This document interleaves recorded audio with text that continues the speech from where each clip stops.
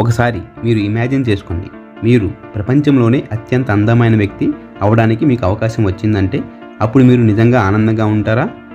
ఇంకా ఒకటి ఆలోచించండి, ఎప్పుడైనా వేరే వాళ్ళ జీవితాన్ని చూసి నా జీవితానికి ఇది ఉంటేనే నేను సంతోషంగా ఉంటాను అనిపించిందా? ఇదే ఆలోచన ఒక కాకికి కూడా వచ్చింది. తన నల్లని రెక్కల వల్ల తన జీవితం అత్యంత దురదృష్టంగా అనిపించింది. కానీ తన ప్రయాణంలో అది తెలుసుకున్న నిజం తన జీవితాన్నే మార్చేసింది.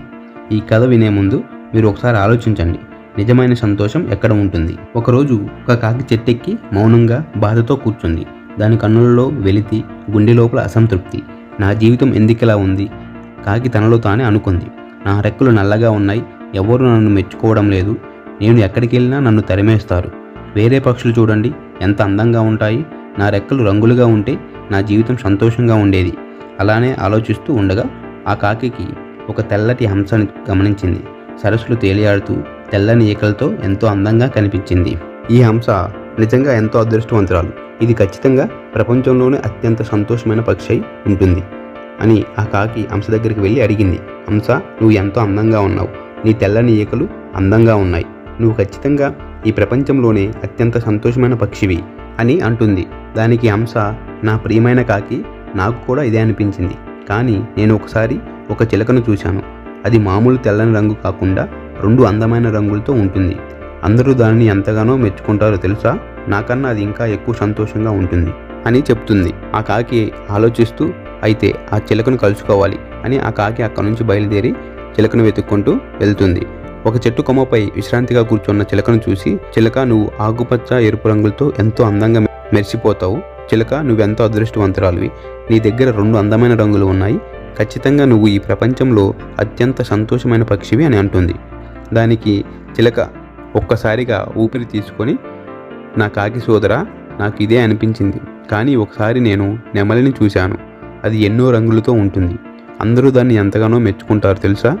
అందుకే నిజమైన ఆనందం నెమలికి మాత్రమే ఉంటుంది. ఆ మాటలకి కాకి ఆశ్చర్యపోయి, నెమల, అయితే నేను ఆ నెమలిని కలుసుకోవాలని అక్కడి నుంచి బయలుదేరుతుంది. చివరికి కాకి ఒక జూ పార్కులో ఒక నెమలిని చూస్తుంది. దాని చుట్టూ వందలాది మంది జనాలు ఉంటారు. అందరూ దాని రెక్కలు విప్పి చూపిస్తూ డ్యాన్స్ చేస్తుంటే ఆనందంతో చప్పట్లు కొడతారు. ఇదే నిజమైన ఆనందం అని కాకి అనుకుంది.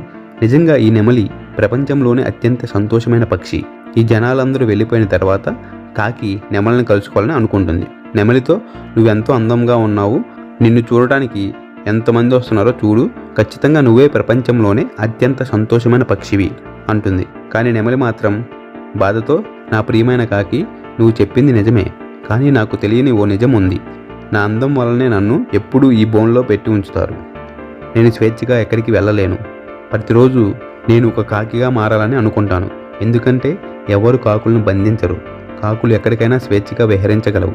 కాకే నిజమైన సంతోషమైన పక్షి అని అంటుంది. కాకి ఒకసారిగా ఆశ్చర్యపోయి, నిజంగా నెమలికి ఉన్న సమస్య నాకు లేదు, నేను అసలు ఏం కోల్పోయానో ఇప్పుడు అర్థమైంది. ఆ క్షణం ఆ కాకి అర్థం చేసుకుంది, ఇంతకాలం తన జీవితాన్ని వేరే వాళ్ళతో పోలుస్తూ అనవసరంగా బాధపడ్డానని.